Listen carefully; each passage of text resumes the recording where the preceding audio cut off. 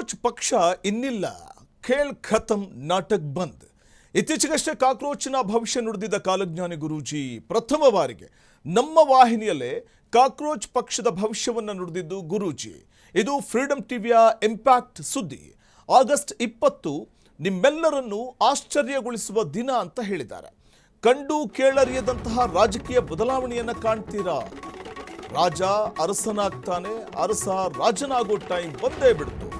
ಇತ್ತೀಚೆಗಷ್ಟೇ ಕಾಕ್ರೋಚ್ನ ಭವಿಷ್ಯ ನುಡಿದಿದ್ದ ಕಾಲಜ್ಞಾನಿ ಗುರೂಜಿ ಪ್ರಥಮ ಬಾರಿಗೆ ನಮ್ಮ ಫ್ರೀಡಂ ಟಿವಿಯಲ್ಲೇ ಕಾಕ್ರೋಚ್ ಪಕ್ಷದ ಪರಿಸ್ಥಿತಿಯ ಕುರಿತಾಗಿ ಭವಿಷ್ಯ ನುಡಿದಿದ್ದಾರೆ. ಆಗಸ್ಟ್ 20 ನಿಮ್ಮೆಲ್ಲರನ್ನು ಆಶ್ಚರ್ಯಗೊಳಿಸುವ ದಿನ ಅಂತ ಹೇಳಿದ್ದಾರೆ. ಕಂಡು ಕೇಳರಿಯದಂತಹ ರಾಜಕೀಯ ಬದಲಾವಣೆಯನ್ನ ಕಾಣ್ತೀರಾ ಅಂದಿದ್ದಾರೆ. ಅವರ ಈ ಭವಿಷ್ಯ ಕುತೂಹಲ ಮೂಡಿಸ್ತಾ ಇದೆ. ರಾಜ ಅರಸನಾಗ್ತಾನೆ, ಅರಸ ರಾಜನಾಗೋ ಟೈಮ್ ಬಂದೇ ಬಿಡ್ತಾ. ಆಗಸ್ಟ್ 20 ನಂತರ ಬದಲಾವಣೆಯ ಪರ್ವ ಶುರು ಅಂತ ಹೇಳಿದ್ದಾರೆ.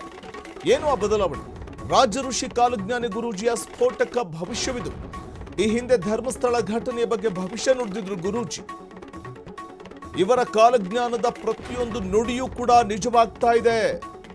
ಇಸ್ರೇಲ್, ಅಮೆರಿಕ, ಇರಾನ್ ಯುದ್ಧದ ಭವಿಷ್ಯವನ್ನು ನುಡಿದಿದ್ದು ಇದೇ ಕಾಲಜ್ಞಾನಿ ಗುರೂಜಿ. ಇನ್ನು ದರ್ಶನ್ ಜೈಲುವಾಸದ ಬಗ್ಗೆ ನುಡಿದ ಭವಿಷ್ಯವೂ ಕೂಡ ಅಕ್ಷರಶಃ ನಿಜವಾಗಿದೆ. ನಕಲಿ ಜ್ಯೋತಿಷಿಗಳ ಮುಖವಾಡ ಕಳಚುತ್ತೆ ಎಂಬ ಭವಿಷ್ಯವಾಣಿ ಕೂಡ ನಿಜ ಆಗಿದೆ. ರಾಜ ಋಷಿ ಕಾಲಜ್ಞಾನಿ ಗುರೂಜಿಯವರ ಪ್ರತಿಯೊಂದು ಭವಿಷ್ಯವಾಣಿ ನಿಜವಾಗ್ತಾ ಇರುವುದೇ ರೋಚಕ. ಕಾಕ್ರೋಚ್ ಪಕ್ಷ ಇನ್ನಿಲ್ಲ, ಖೇಲ್ ಖತಮ್ ನಾಟಕ್ ಬಂದ್ ಅಂತ ಹೇಳಿದ್ದಾರೆ. ಹಾಗಾದ್ರೆ ಏನು ಹೇಳಿದ್ದಾರೆ ರಾಜ ಋಷಿ ಕಾಲಜ್ಞಾನಿ ನೋಡೋಣ. ನಮಸ್ಕಾರ. ಇವತ್ತಿನ ವಿಶೇಷ ಸಂಚಿಕೆಯಲ್ಲಿ ಆಗಸ್ಟ್ ತಿಂಗಳಿಂದ ನಡೆಯುವಂತಹ ಮಹಾಪರಿವರ್ತನೆ ಬಗ್ಗೆ ನಾನು ನಿಮ್ಮೊಟ್ಟಿಗೆ ಚಿಕ್ಕದಾದಂಥ ಒಂದು ವಿಶ್ಲೇಷಣೆ ಕೊಡ್ತಿದ್ದೀನಿ. ಮೊದಲು ಹೇಳ್ತೀನಿ, ಡೇಟು ಆಗಸ್ಟ್ 20. ನೆನ್ಪಿಟ್ಕೊಳ್ಳಿ, ಇದೇ ವರ್ಷ ಆಗಸ್ಟ್ 20ರಿಂದ ಮಹತ್ತರವಾದಂಥ ಬದಲಾವಣೆ ಆಗುತ್ತೆ. ಇದೇ ಥರ ಬದಲಾವಣೆ ಆಗುತ್ತೆ, ಇದೇ ಥರವಾದಂಥ ಪ್ರಿಡಿಕ್ಷನ್ನ ನಾನು ಈ ಹಿಂದೆ 1 ವರ್ಷದಿಂದ ನಾನು ಘಾಟಿ ಸುಬ್ರಹ್ಮಣ್ಯಲ್ಲಿ ಕೊಟ್ಟಿದ್ದೆ. ಬರಲಿ ದಿನಗಳಲ್ಲಿ ಹೊಸ ಮುಖಗಳ ಬರ್ತವೆ, ಹೊಸ ಅಲೆಗಳೇ ಬರ್ತವೆ, ರಾಜಕೀಯದಲ್ಲಿ ಮಹತ್ತರ ಬದಲಾವಣೆ ಆಗುತ್ತೆ ಅಂತ ಹೇಳಿದ್ದೆ. ಸೊ ಅದೇ ಥರನಾದಂತಹ ಒಂದು ಸಿಚುವೇಶನ್ನು, ಒಂದು ಯೋಗ ಇದೇ ಆಗಸ್ಟ್ 20ಕ್ಕೆ ಸೇರ್ತಾ ಇದೆ. ಸೊ ಇದೇ ಆಗಸ್ಟ್ 20 ನಂತರ ಹೊಸ ಹೊಸ ಮುಖಗಳು ಬರ್ತವೆ, ಹಳೆ ಮುಖಗಳು ಹೋಗ್ತವೆ.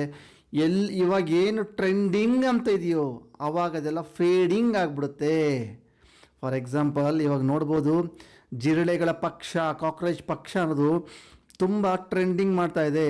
ಬರೆದಿಟ್ಕೊಳ್ಳಿ, ಆಗಸ್ಟ್ 20 ನಂತರ ಈ ಜಿರಳೆಗಳ ಪಕ್ಷ, ಜಿರಳೆಗಳು ಹುಡುಕಾಡಿದ್ರೂ ನಿಮ್ಗೆ ಸಿಗಲ್ಲ. ದಿಕ್ಕು ತಪ್ಪಿ ದಿಕ್ಕಾಪಾಲಾಗಿ ಹೋಗ್ತವೆ. ಇದು ಪರಮಾತ್ಮನಾಣೆಗೂ ಸತ್ಯ. ನಿಮಗೆ ಜಿರಳೆಗಳ ಪಕ್ಷವೇ ಸಿಗಲ್ಲ. 1 ವರ್ಷ ಮುಂದೆ ಹೋದ ನಂತರ ನೀವು ಮರ್ತೇ ಬಿಡ್ತೀರಿ, ಈ ಥರ ಜಿರಳೆಗಳ ಪಕ್ಷ ಇತ್ತು, ಈ ಥರ ಸಮಸ್ಯೆ ಮಾಡಿದ್ರು ಅಂತ ಮರ್ತೇ ಬಿಡ್ತೀರಿ. ಇದಕ್ಕೊಂದು best example, just 1 year back rule out ಮಾಡ್ತೀನಿ. 1 ಇಯರ್ ಬ್ಯಾಕಲ್ಲಿ ಅಂದರೆ 2025 ಸೇಮ್ ಟೈಮಲ್ಲಿನೇ ಇಡೀ ಜಗತ್ತಾದ್ಯಂತ ಮತ್ತೊಂದು ಚಳುವಳಿ ಅನ್ಬೇಕು, ಸಂಘರ್ಷ ಅನ್ಬೇಕು, ಕಾಂಟ್ರವರ್ಸಿ ಅನ್ಬೇಕು, ಅದೇ ನಿಮಗೆ ಬಿಟ್ಟಿದ್ದು. ಇಂಥದೇ ಒಂದು ಕಾಂಟ್ರವರ್ಸಿ ಇಡೀ ಜಗತ್ತಾದ್ಯಂತ ಸದ್ದು ಮಾಡ್ತು. ಅದು ಬೇರೆ ಏನೂ ಅಲ್ಲ, ನಮ್ಮ ಧರ್ಮಸ್ಥಳದ ಒಂದು ವಿಷಯ. ಆ ಧರ್ಮಸ್ಥಳ ವಿಷಯದಲ್ಲಿಯೂ ಕೂಡ ಇದೇ ಥರನಾಗಿ ಸೋಷಿಯಲ್ ಮೀಡಿಯಾ ವಾರ್. ಇವಾಗಲೂ ಬಂದಿದ್ದು ಈ ಕಾಕ್ರೋಚ್ ಪಾರ್ಟಿನ ಬಂದಿರೋದು ಸೋಷಿಯಲ್ ಮೀಡಿಯಾದಿಂದನೇ. ಆ ಧರ್ಮಸ್ಥಳದ್ದು ಶುರುವಾಗಿದ್ದೂ ಕೂಡ ಸೋಷಿಯಲ್ ಮೀಡಿಯಾದಿಂದನೇ. ಎಲ್ಲ ಸೈಮಲ್ಟೇನಿಯಸ್ಸು, ಸೇಮ್ ಟೈಮು, ಸೇಮ್ ಡೇಟು, ಎಲ್ಲ ಅಕ್ಕಪಕ್ಕದಲ್ಲಿ ಸೇಮ್ ಸೈಮಲ್ಟೇನಿಯಸ್ಲಿ.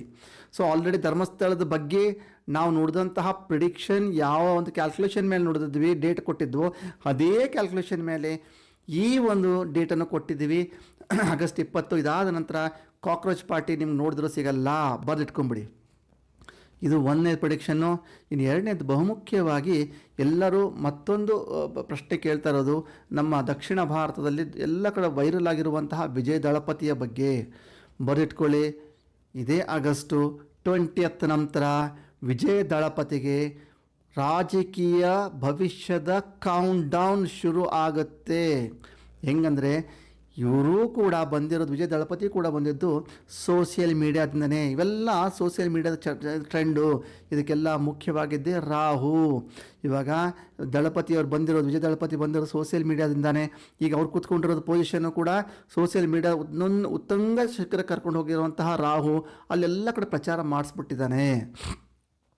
ಈ ಬರುವಂಥ ಆಗಸ್ಟ್ 20 ನಂತರ ಏನಾಗ್ತಾನೆ, ಆ ಒಂದು ರಾಹು ಫುಲ್ಲು ಉತ್ತಂಗ ಶಿಖರಕ್ಕೆ ಬೆಟ್ಟದ ಮೇಲೆ ನಿಂತು ಕರ್ಕೊಂಡು ಹೋಗಿ ಕೆಳಗಡೆ ಅದುಂಬಿಡ್ತಾನೆ. ಅವಾಗ ಕ್ರಮೇಣವಾಗಿ ಫಾಲ್ ಡೌನ್, ಕೌಂಟ್ ಡೌನ್ ಶುರು ಆಗಲೇಬೇಕು. ಪರಮಾತ್ಮನಿಗೆ ಸತ್ಯ, ಇವರು 5 ವರ್ಷ ಯಾವುದೇ ಕಾರಣಕ್ಕೂ ಅಧಿಕಾರ ನಡೆಸಲ್ಲ, ಬರೆದಿಟ್ಕೊಂಬಿಡಿ.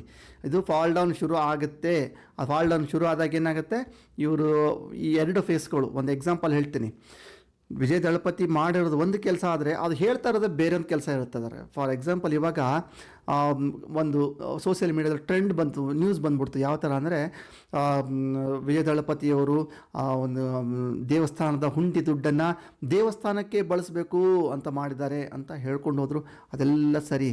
ಆದರೆ ಇದೇ ರಾಹುವಿನ ಇನ್ನೊಂದು ಮುಖ, ದೇವಸ್ಥಾನದಲ್ಲಿರುವಂಥ ಎಲ್ಲ ಪ್ರಾಪರ್ಟಿಗಳನ್ನು ಕೂಡ ಅವರು ಸೇಲ್ ಮಾಡಿಬಿಟ್ರು, ಸೇಲ್ಗೆ ಇಟ್ಬಿಟ್ರು. ಆ ಮುಖನ ಅದು ಯಾರು ನೋಡ್ತಾ ಇಲ್ಲ, ತೋರಿಸೂ ಇಲ್ಲ. ಇದೇ 20 ನಂತರ ರಾಹುವಿನ ಇನ್ನೊಂದು ಮುಖ ಬಂದೇ ಬರುತ್ತೆ ಪ್ರಪಂಚಕ್ಕೆ.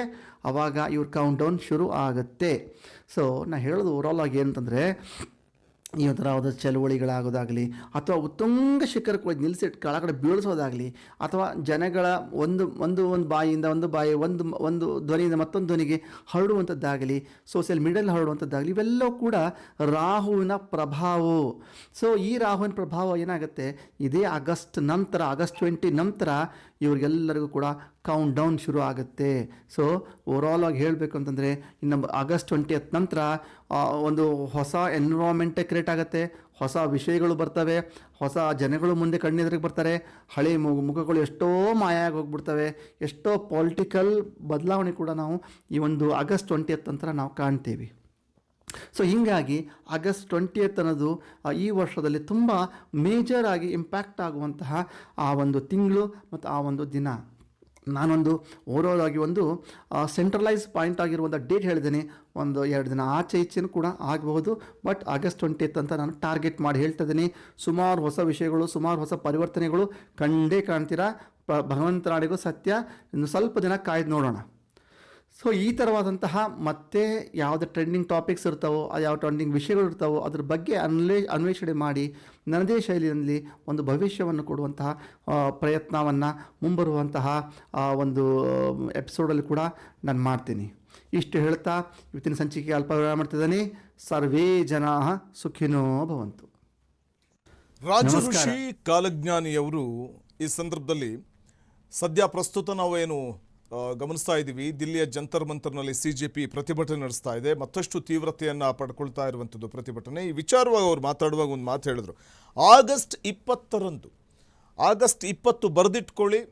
ಈಗೇನು CJP ಅಂತಿದೆ ಅಥವಾ ಕಾಕ್ರೋಚ್ ಜನತಾ ಪಾರ್ಟಿ ಅಂತೇನಿದೆ, ಸೊ ಸದ್ದಿಲ್ಲದೆ ಮರೆಯಾಗುತ್ತೆ ಅನ್ನುವಂಥ ಮಾತನ್ನು ಅವ್ರು ಹೇಳ್ತಾ ಇದ್ರು. ಅಂದರೆ ಅದೊಂದು CJP ಅನ್ನುವಂಥದ್ದು ಇತ್ತು ಅನ್ನುವಂಥದ್ದು ಬಹುಶಃ ಇತಿಹಾಸದ ಪುಟಗಳಿಂದನೇ ಮರೆಯಾಗಿ ಹೋಗುತ್ತೇನೋ ಅನ್ನುವಂಥ ರೀತಿಯಲ್ಲೂ ಕೂಡ ಅವರು ಹೇಳ್ತಾ ಇದ್ರು.